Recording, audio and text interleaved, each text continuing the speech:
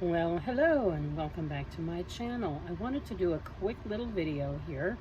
Unfortunately, I do not have my mic or my AirPods. They are charging right now, so I'm simply using the mic on my iPhone.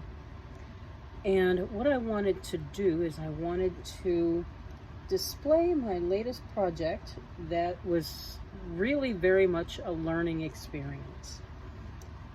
This is a, you can't really tell, it is a Hexagon cardigan. So what I'm going to do is, let me go ahead and roll my seat back here and put it on.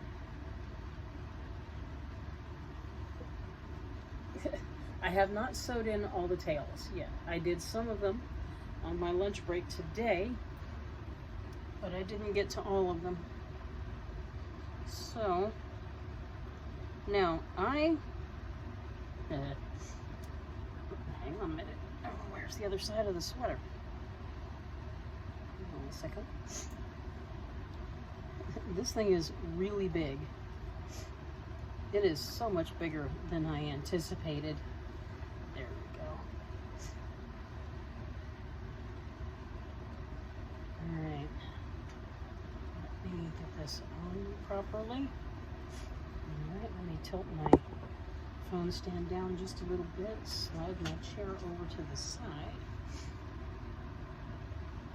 Can't see the whole thing at the moment, but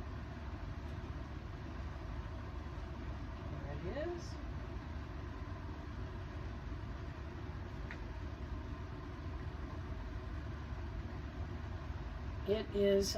It is very warm. It's a lot bigger than I thought it would turn out to be.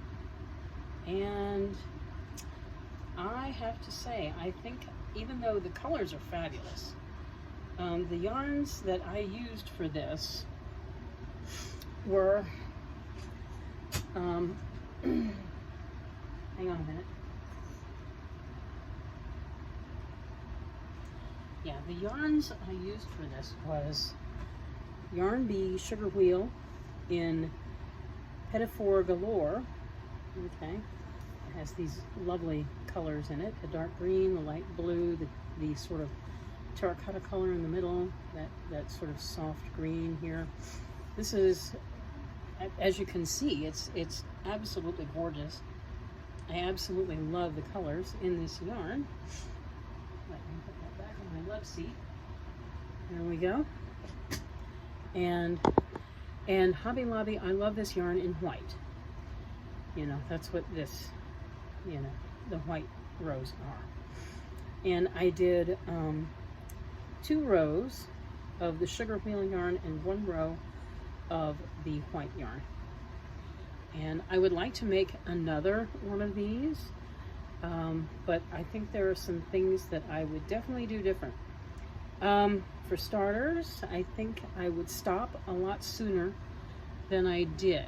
This white line here, that's where my never-ending, you know, hexagon stopped. And then I added rows, 2, 3, 4, 5, 6. I added 6 rows so that it would cover the front of me, because I am a plus-sized woman and, you know, I'm quite buxom and I need a little extra something to cover the front of me. And the sleeves turned out like really giant, you know, and even though I did some decreases, single crochet decreases to pull it in and make it like balloon sleeves, I think I could really do a lot better on this. And yes, I do have to sew in the tails. I was planning to get to that a little later this evening. And what kind of really foxed me, and it kind of made the sleeves really huge because it was adding inches here, was the shoulder. So let me see if I can remove it and show you what the deal is with the shoulder. I did a very unique slip stitch join to close up the sleeves, but then I had to add the additional 6 rows.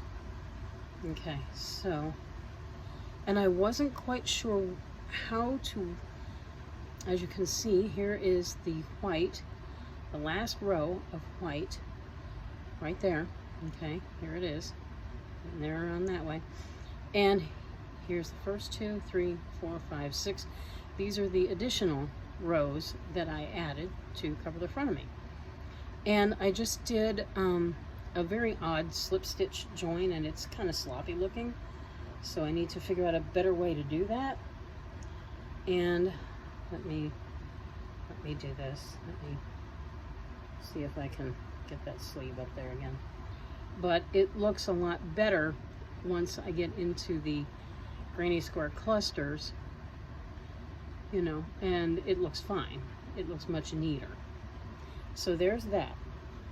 When I joined up the back, I did something very different. I did the braided join that I have used on granny squares to make afghans, like on my milk and honey afghan. You can probably just see that.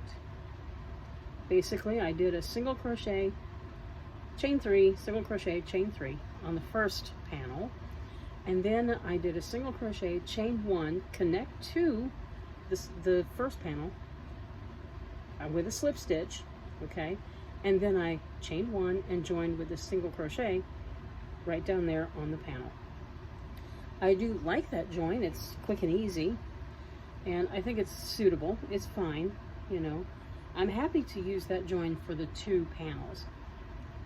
Maybe I could have used some of the sugar wheel yarn to do it instead of doing it in white, but I just thought, okay, we'll just use the consistent color. We'll just use white right there. But yeah, the shoulders here were something of a mess, and I was watching a couple of other people who make these, and I think I sort of know what I did wrong. First of all, when I was making my initial hexagon, as you can see it right there, I did a total of, I think, 21 rows. I think that was too much. I probably should have stopped at about 18, and then I could stitch up the arms, the sleeves, and then do the cuffs, and then figure out a way to add the additional rows so it would cover me in the front, because I need a little extra inchage, you know, to cover me in the front. So I am going to figure this out. I've already started a very small baby one that I'm going to practice on. Let's see here. Yeah, here it is.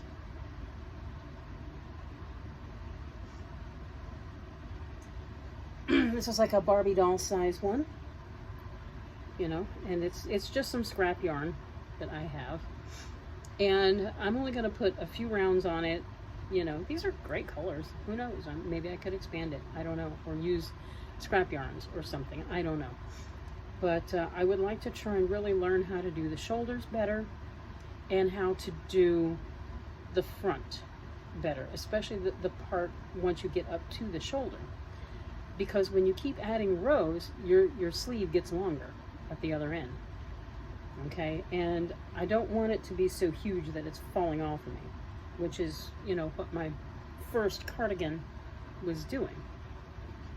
I guess it would be possible for me to, although I really don't think I want to do this, take it apart sort of and sort of rebuild the cardigan to where it makes more sense. Or maybe I could just practice on the little doll-sized one and see if I can figure out, you know, how to make it nice, how to make it fabulous. I mean, think of it. Make them really nice and fabulous, and you never know. Celebrities like Jason Momoa may want to buy one from you because he has been seen wearing these in all kinds of crazy colors, especially pink. We all know that Jason Momoa loves pink. So, and I do want to make one where one side of the cardigan is like hot pink, like, let me see if I can find my hot pink yarn. Hang on a minute.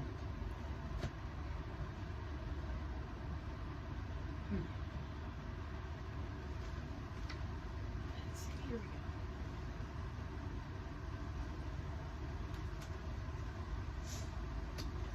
we go. Hot pink. Hot pink. This is pink neon from Hobby Lobby. I love this yarn. And black and white. And basically I want to do one half of the cardigan all in hot pink. Then the other half will be in black and white. Maybe with a little bit of the hot pink, but I'm thinking black and white. So it almost has sort of a checkerboard look to it. I'd also thought about getting a few rolls of other neon colors, you know, and doing one side in insane neon and then the other side in black and white. I'd also thought about doing neon colors like pink, yellow, electric green, you know, whatever, and black. Electric purple and black. No white. I'm just kicking around the idea. It's something I may do. So, but yeah, there we go. There's my very first Hexagon cardigan. It was a learning experience, that's for sure.